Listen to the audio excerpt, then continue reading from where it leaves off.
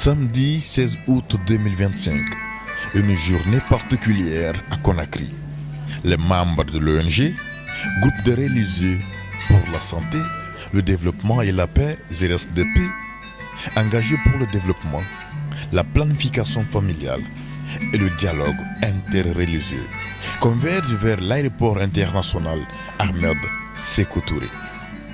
Leur mission, accueillir une invitée de marque, Catherine Marshall, présidente de World Faith Development and Dialogue, accompagnée de son assistante Wilma.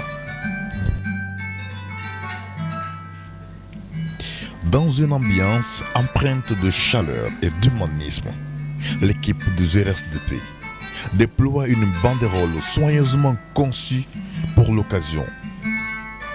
Les regards pétillent d'espoir, les salutations fusent et l'unité se ressent dans chaque geste.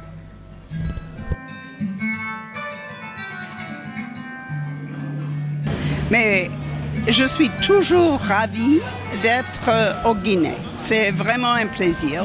Ça m'a manqué. Et donc, le fait d'être ici avec mes amis, les collègues que j'admire beaucoup, c'est vraiment magnifique. Merci. Bonsoir tout le monde. Je m'appelle Wilma. C'est un grand plaisir de revenir ici à Guinée. Et maintenant, je suis très heureuse d'être ici avec ZRSDP.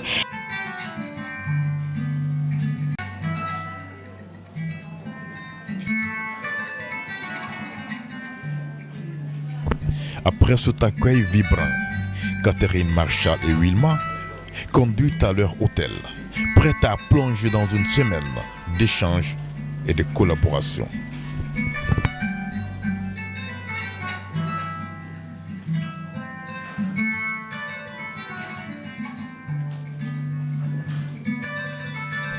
Lundi 18 août, le centre islamique de Donka est en effervescence.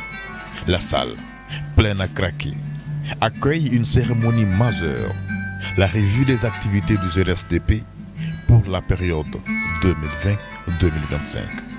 C'est un moment de bilan, mais aussi de célébration.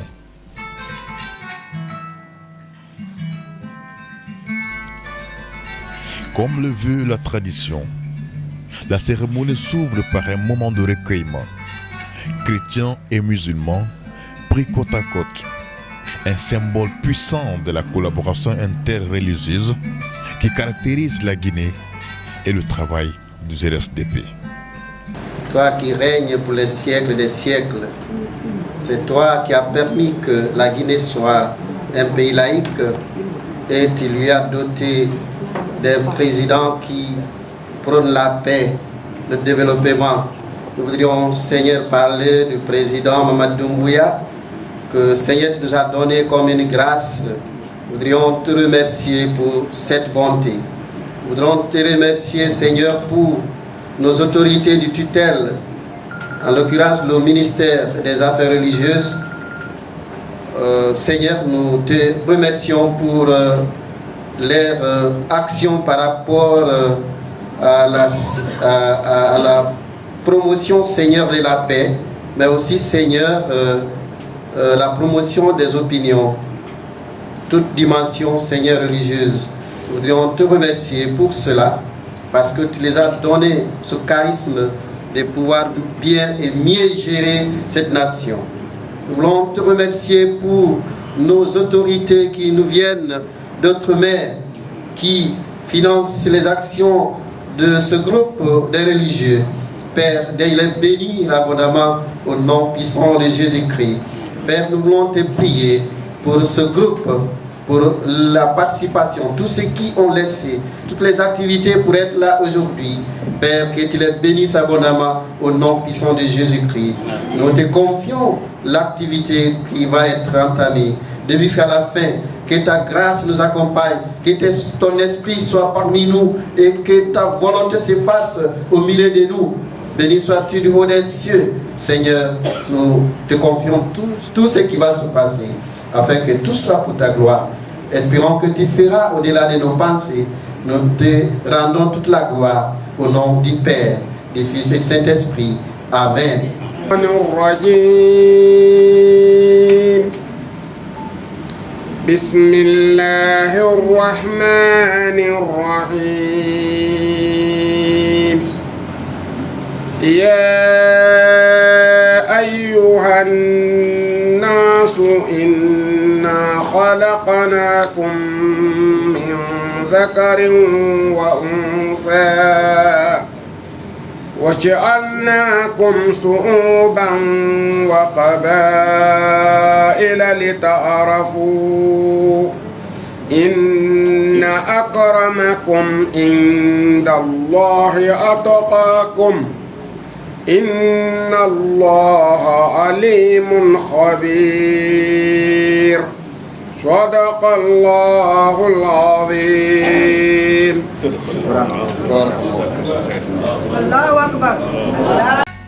Face à une assistance captivée, la présidente du GRSTP livre un discours fédérateur, soulignant les réussites de l'ONG et sa vision d'unité. Excellence, Monsieur le ministre, secrétaire général des Affaires religieuses, Excellence, Madame Nanette Conté, ancienne ministre des Affaires féminines, Son Éminence Eladj Mansour Fadiga, imam, président de l'Union des oulémas de Guinée, Madame la représentante du ministère de la Santé, Madame la représentante de Madame la gouverneure de Conakry, Monsieur, Madame la représentante de la coalition des associations de la région de Conakry, distingués invités, Madame Marshall Catherine et la chère Madame Wilma, partenaire de Madame Catherine, Mesdames et Messieurs les représentants des 13 communes de la capitale, distingués imams, chères sœurs du réseau des femmes de foi, tout protocole reconnu et respecté. Assalamu alaikum wa rahmatullahi ta'ala wa barakatuh. C'est pour moi un honneur et un immense plaisir de prendre la parole au nom du groupe des religieux pour la santé, le développement et la paix, GRSTP, afin de vous souhaiter la bienvenue et de vous remercier d'avoir répondu à notre invitation malgré vos multiples charges et responsabilités. Excellence, Monsieur le ministre, votre présence en ce lieu illustre non seulement votre engagement constant, mais aussi l'importance que vous accordez à la venue parmi nous de notre sœur et amie, Madame Catherine Marshall, directrice exécutive de l'Organisation mondiale des affaires religieuses, accompagnée de son assistante, Madame Wilma. En effet, depuis 2019, Madame Catherine n'a cessé de nous accompagner avec constance et bienveillance dans la réussite de nos activités à travers le pays.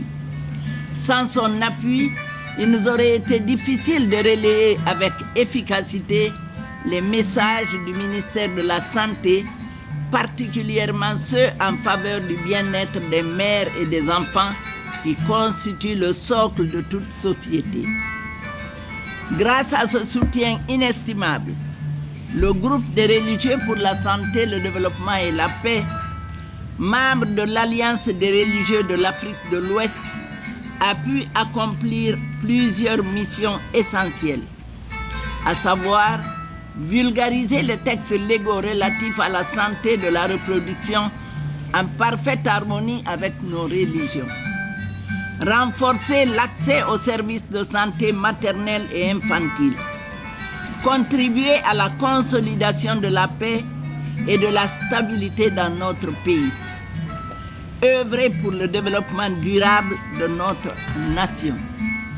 Tout cela n'aurait pas été possible sans l'appui matériel, technique et financier de notre grande amie, Madame Catherine Marshall. À mon nom, au nom du GRSDP et de toutes les femmes et communautés bénéficiaires, nous lui exprimons notre gratitude profonde et infinie. Nous implorons le Tout-Puissant Allah afin qu'il la récompense de la meilleure des manières ici-bas et dans l'au-delà. Je ne saurais conclure sans adresser mes sincères remerciements.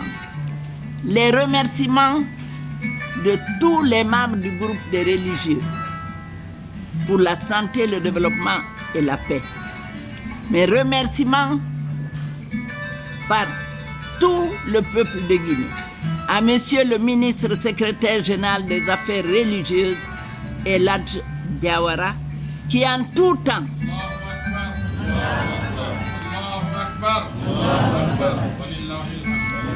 je dis bien qui, en tout temps et en tout lieu, nous ouvre les portes des communes, des districts, des préfectures et des régions de notre pays, permettant ainsi que le message sur la planification familiale conforme à nos valeurs soit entendu, compris et respecté.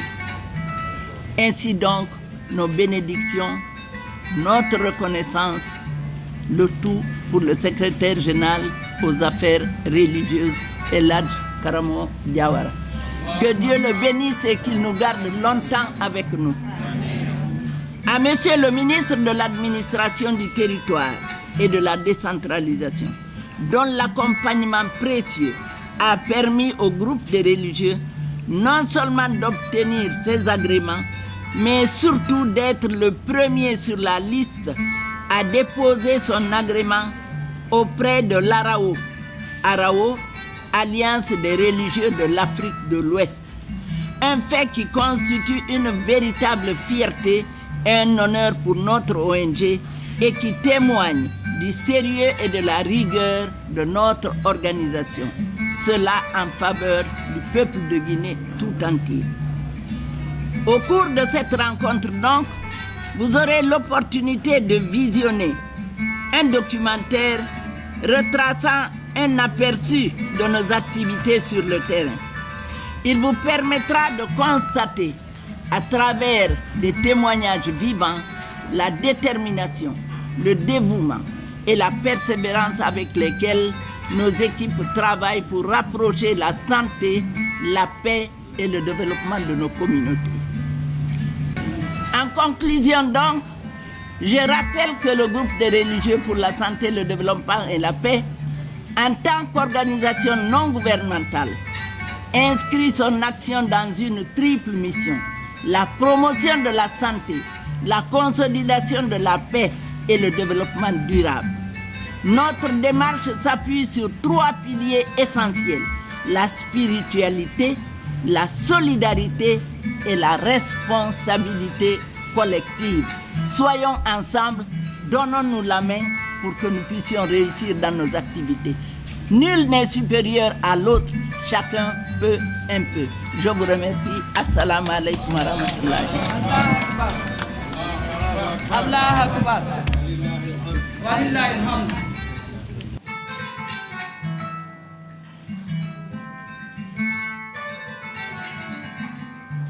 Le ministre secrétaire général aux affaires religieuses, présent à l'événement, ne cache pas sa joie face à cet exemple de cohésion. À ses côtés, la vice-présidente du Conseil national de la transition s'adresse à l'audience, renforçant le message d'espoir et de collaboration. Aujourd'hui, je crois que ma maman chérie a déjà dit tout. La maman dit tout de lui.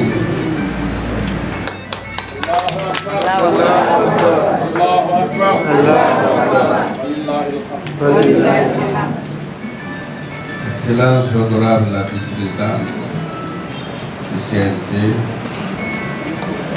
Madame Hadia Nanette Conté, ex-ministre de promotion féminine, des actions sociales et personnes vulnérables. Cher papa et la Mansour, nous invités de marque et le soutien à l'égard de cette association. Monsieur le secrétaire général adjoint, les éminents chefs religieux ici présents, les imams, les services de bonne santé du secrétariat, le cabinet d'Islam, madame et messieurs, à vous rendre grâce, titre et tout protocole respecté. L'honneur me soit ici dans cet jour solennel et souhaiter la bienvenue à nous autres et de vous transmettre la salutation, le remerciement et la reconnaissance de son Excellence, Monsieur le Président de la République, chef de l'État, chef suprême des armées, le général d'armée, Mamadi Doumbouya. Allah Akbar. Allahu Akbar. Allahu Akbar. Walillahi alhamd. Celui de son premier ministre, chef du gouvernement, M. Amadou Riba, à tous les participants à cette grandiose rencontre fructueuse et importante pour non seulement le bien-être des Guinéens, mais aussi toute l'humanité entière.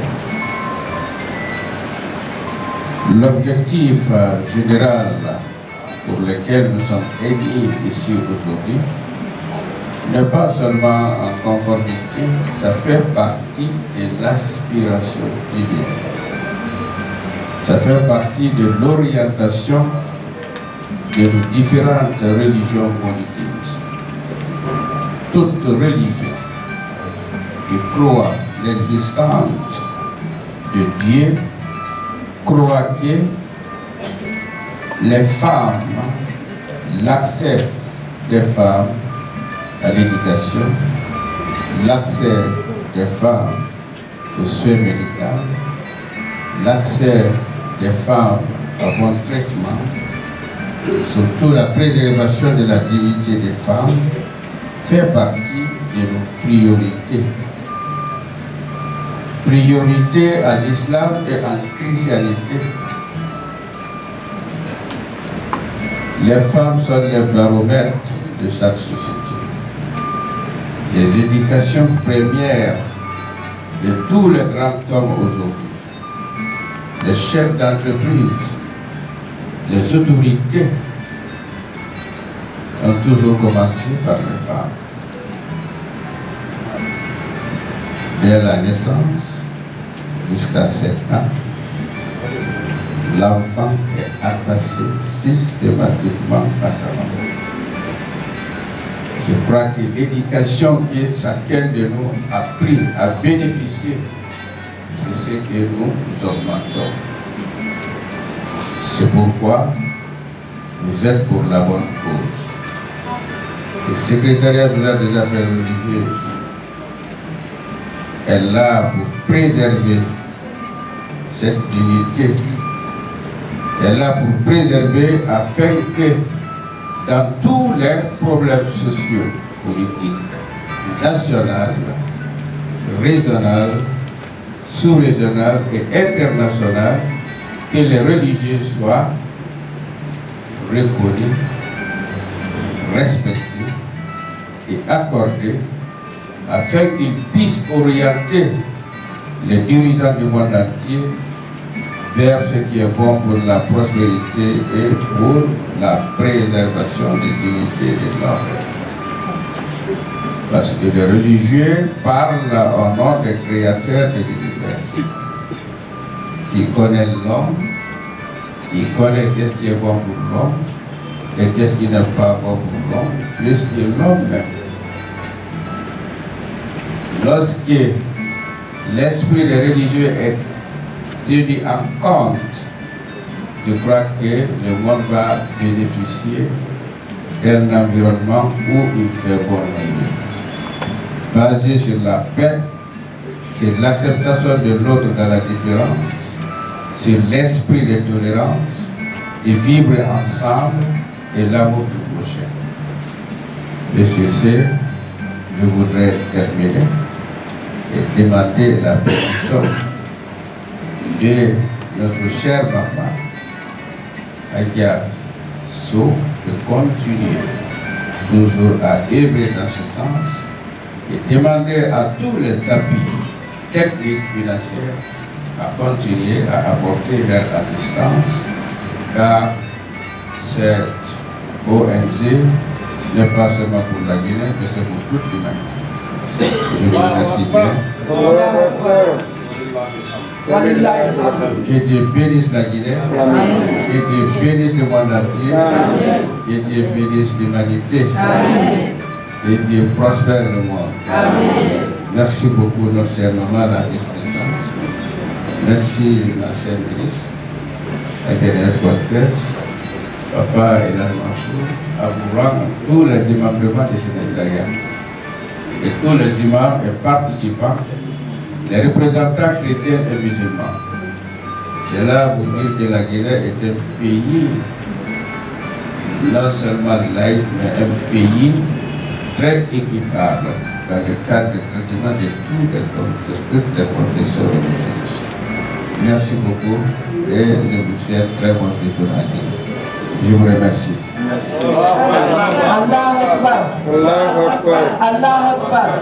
Franchement, c'est avec un grand honneur que j'ai pris part à ce grand événement. Et tout a été déjà dit. Les messages inspirants de Monsieur le ministre du Secrétaire général, de Maman Maramasso, de Madame Marshall et votre honneur également. Et ça a tout été dit. Comme tout à l'heure, j'ai échangé avec, dès après le documentaire, j'ai partagé un sentiment avec Monsieur le ministre secrétaire général pour dire que cette organisation est très importante. C'est une vision importante qu'elle est en train de développer. Je sais la notoriété que les religieux ont, la crédibilité que les religieux ont auprès de la population et qu'ils doivent porter les messages importants de la nation, du développement d'une nation, c'est très important. Et qu'ils doivent parler des questions des droits humains et qu'ils doivent parler des questions de santé de la femme et de son enfant, de la planification familiale, des questions, comme l'a dit Mme Marshall, les questions de paix, les questions de développement, les questions environnementales, les questions d'éducation. Et elle a fait un constat qui m'a fait chaud au cœur. Et à des rencontres importantes, les religieux doivent être impliqués. C'est pourquoi chez nous, au CNT, et je parle ici sous le contrôle de l'honorable président Dansa Kourouma, le début du lancement du processus constitutionnel, c'est-à-dire la rédaction de notre constitutionnel, a été entamé par le forum religieux. C'était l'un des plus grands forums religieux qui a été organisé ici au Palais du Peuple, avec des éminents religieux venus de tous les coins de l'Afrique. C'était ingrat parce qu'on a compris qu'il fallait consulter, il fallait avoir leur avis, il fallait recueillir leurs préoccupations avant de commencer à rédiger le texte constitutionnel qui va nous guider des années à venir. Nous avons compris cela et c'est pour ça que je me réjouis encore de plus. Je suis venue, peut-être ce n'était pas pour prendre la parole, mais de façon inopinée, je veux dire, on me donne la parole Et je prends avec fierté et honneur, au nom de ma chère petite sœur, pour vous remercier sincèrement et remercier les organisateurs et aussi remercier ceux qui ont soutenu. Ceux qui ont soutenu dans cette salle des affaires religieuses que je connais, bien réhabilitée, bien rénovée. Chapeau à l'équipe des affaires religieuses. Parce que nous sommes en Guinée. Pour organiser un événement comme ça, il faut prendre de l'argent, déboucher un fonds pour avoir une salle comme ça, pour vous retrouver. Et c'est une mention spéciale qu'il faut faire. Merci. Et ça, on a ça sous l'ère du président général Mamadi Doumbouya. C'est l'ère du bon vivre, du vivre ensemble, de la cohésion sociale et de la paix en République de Guinée. Encore merci pour votre aimable attention. Merci.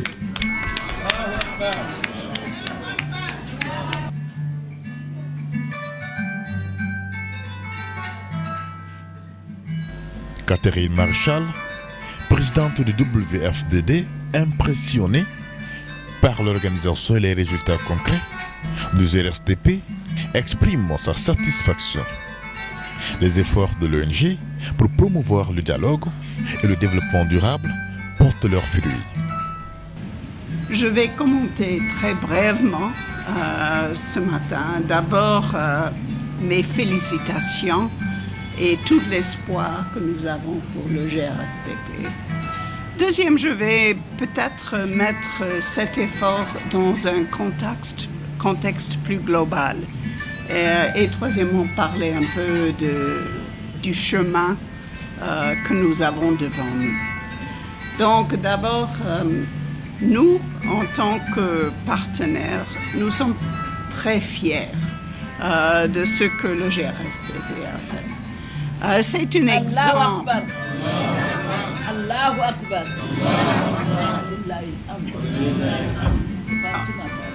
On parle beaucoup de miracles, d'espoir, et je crois que vous avez fait des miracles. Vous avez créé une institution en très peu de temps, et je dois dire pendant une période de défis extraordinaires. Le défi d'Ebola, suivi de Covid, des conflits dans la région, de problèmes économiques, sociaux, politiques. Et pendant tout cela, vous avez pu créer une institution créatrice et solide qui vraiment sert les buts les plus fondamentaux de religion et de l'État et de vos partenaires extérieurs. Donc, à Madame Hadja, que je respecte, nous avons constaté qu'elle est un peu devant moi en âge, mais on est quand même des aînés.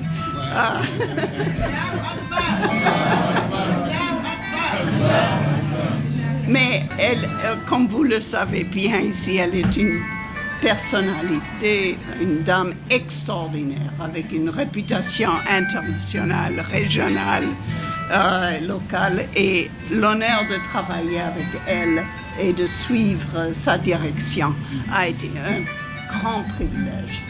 Donc, mais il y a beaucoup d'autres personnes ici, beaucoup d'autres collègues.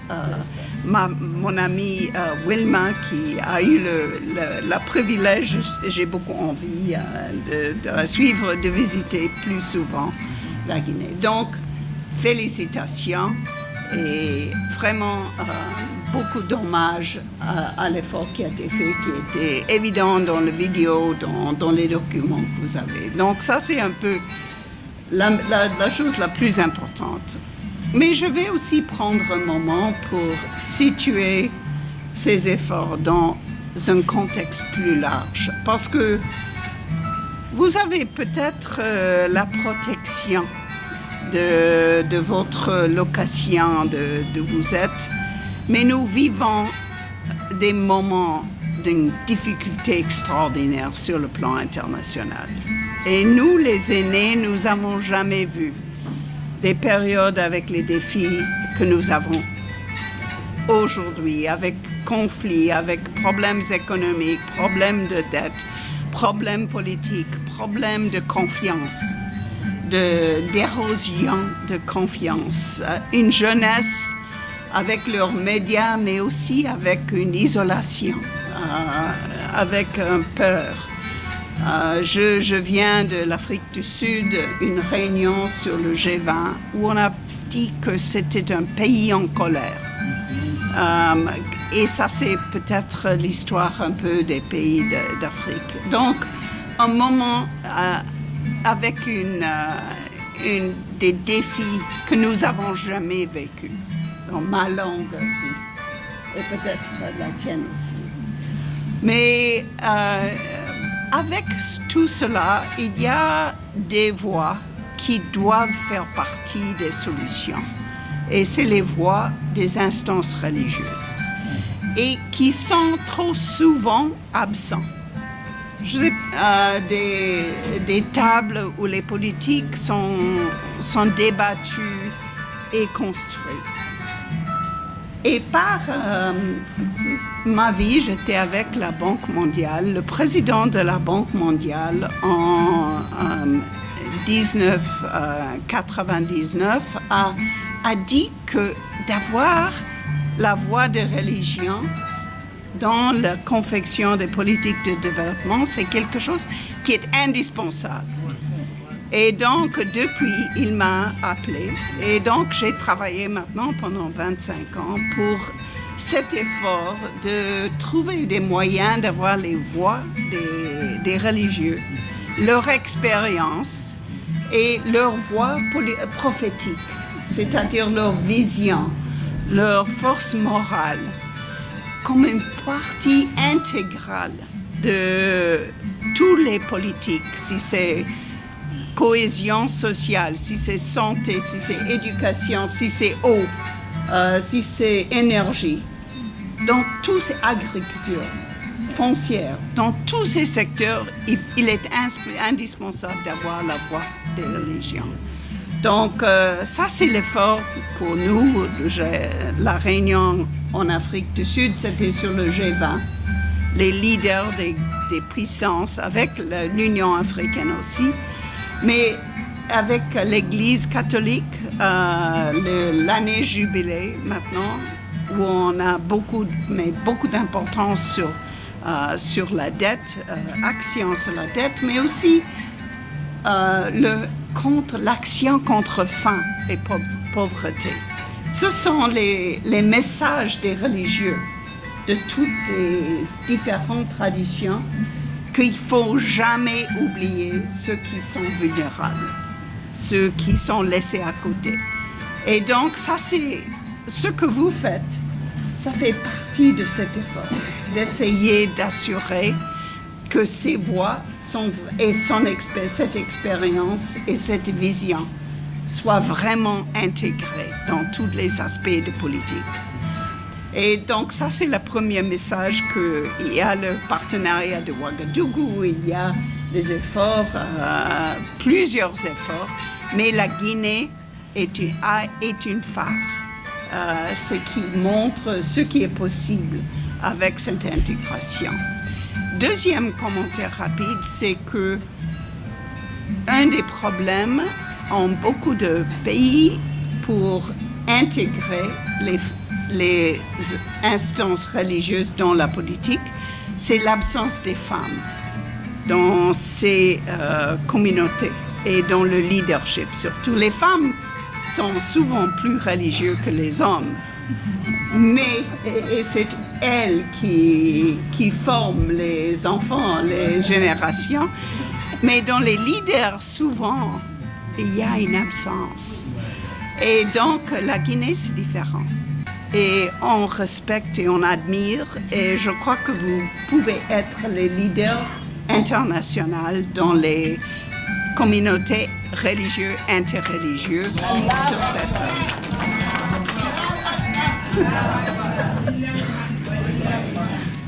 Et donc, évidemment, la planification familiale et la santé de la mère, des enfants, c'est crucial. Souvent, ce n'est pas sur les agendas des grands leaders, mais il doit être central sur ces agendas. Donc, la troisième chose, c'est juste dire que nous avons beaucoup d'espoir et beaucoup de confiance, beaucoup d'ambition pour le futur. Et nous espérons que nous aurons l'occasion de continuer une collaboration très spéciale, bâtie sur respect, bâtie sur amitié et bâtie sur confiance et espoir. Donc, merci beaucoup du privilège d'être ici.